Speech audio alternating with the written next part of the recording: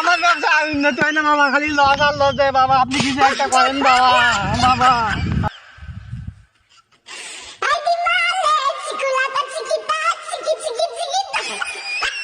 বাবা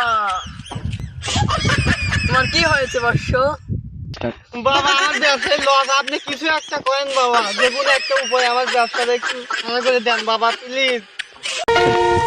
বর্ষ এটা বড় জটিল কেস, দাঁড়াও আমি এটা আপনি যা করেন তাড়াতাড়ি করেন। अरे खतरनाक लोग हैं। No no no no